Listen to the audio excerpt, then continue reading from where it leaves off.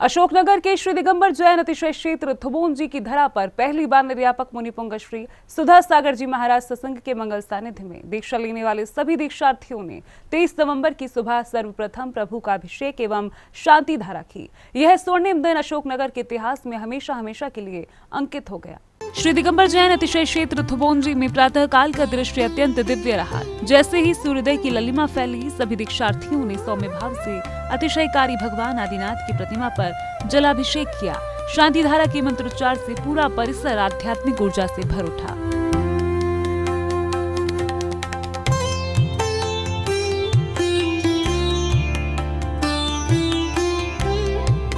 नवदीक्षा से पूर्व आयोजित ये अभिषेक अनुष्ठान परंपरागत विधानों के अनुसार हुआ। निर्यापक श्रवण मुनि पुंग श्री सुधा सागर जी महाराज एवं सत्संग के सानिध्य में की गई यह क्रिया दीक्षार्थियों के नए आध्यात्मिक जीवन की प्रथम सीढ़ी मानी गई।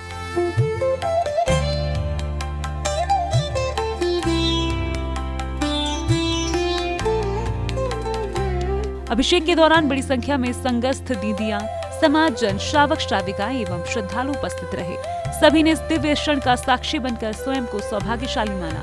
परिसर में जय जिनेंद्र के जयकारे निरंतर गूंजते रहे।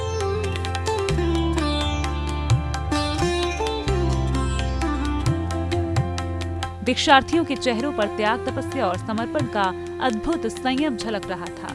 दीक्षा मार्ग पर चलने का उनका यह दृढ़ निश्चय सभी को प्रेरित कर रहा था। यह दृश्य अशोकनगर के आध्यात्मिक इतिहास में पहली बार देखने को मिला।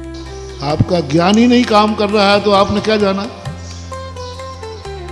आपका ज्ञान ही रूपी है जानने वाला, तो आप कैसे कह रहे हैं कि मैंने जो परमार्थ जान लिया?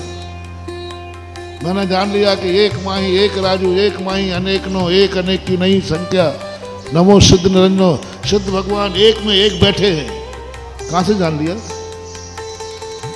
गणधर परमेश्वर से पूछ रहा हूं, त्रिशत सिद्धिधारी मुनिराज पार तीर्थंकर से पूछ रहा हूं। उनसे पूछा कि भगवान बताओ, सिद्ध भगवान कहते हैं, वो कहे मैं साक्षात देख रहा हूं कि एक सिद्ध भगवान में एक सिद्ध भगवान बैठे हैं। झूठ कहेंगे, उनका ज्ञान का विषय ही नहीं हो। कह रहे कि हम जान रहे अपने अनुभव से, जान ही नहीं सकते। 6 द्रव्य 7 तत्वों में उनकी पूर्ण गति नहीं है, पूर्ण गति नहीं। पुद्गल की भली परमाणु तक पहुंच जाएं, लेकिन उसकी भी कुछ अदृश्य शक्तियां होती हैं, वो केवल ज्ञान है। जीव द्रव्य को तो संसारी जीव को जानते हैं, वो भी अनुमान से, कर्म के उदय से कुछ नहीं जानते। इसलिए दूसरा मोटिवेशन, दूसरा सूत्र है, परमार्थ क्षेत्र में अपनी ज्यादा अकल नहीं लगाना।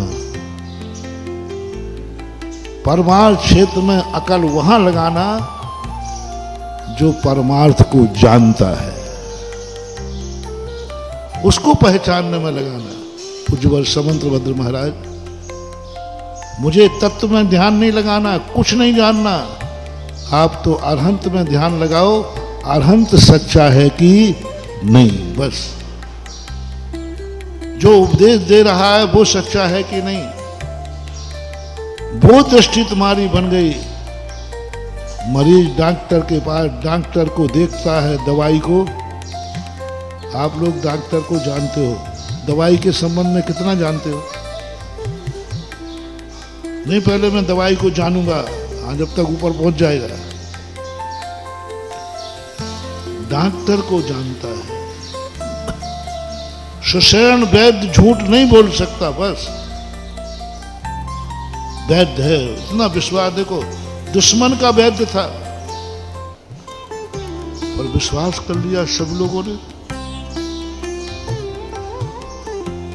थोड़ा बहुत लोगों को संदेह हो गया, क्या मान रहा है इसकी बात, ये कोई गलत जहर सम बूटी बता दे तो तुम तो जानते ही नहीं हो सकता था गलत बता दे, दूसरी जहरीली बूटी बता देता, और जाना था कैलाश पर्वत को भोंस देता कहीं और दूसरी जगह, कुछ भी कर सकता था कैसा। पर विभीषण ने कहा, लंका रावण मेरे भैया कैसा भी हो, लेकिन लंका खराब नहीं है। सारी दुनिया उलट पुलट सकती है, सुषेण वैद्य कभी गलत नहीं हो सकता। विभीषण ने कहा, लक्ष्मण ने कहा, इसका भी कोई भरोसा नहीं, भाई है रावण का। अंत में सारे नीतिकारों ने निर्णय किया, ये संदेह करने का समय नहीं है, विश्वास का समय है। वह जो कह रहा है जाओ। हनुमान जी कहते हैं मैं जाता हूं। बस ऐसा ही परमार्थ है। कुजवर कुंदकुंद देव ने गुरु को वैद्य कहा। उन्होंने कहा, वैद्य तुम्हारा कैसा है, वैद्य क्या दे रहा है ये मत सोचना, वैद्य कैसा है, वो जो दे रहा है वो तो तुम जानते ही नहीं। यदि तुम्हारा वैद्य चोखा है, बस इसकी पहचान करो और फिर वो जो दे रहा है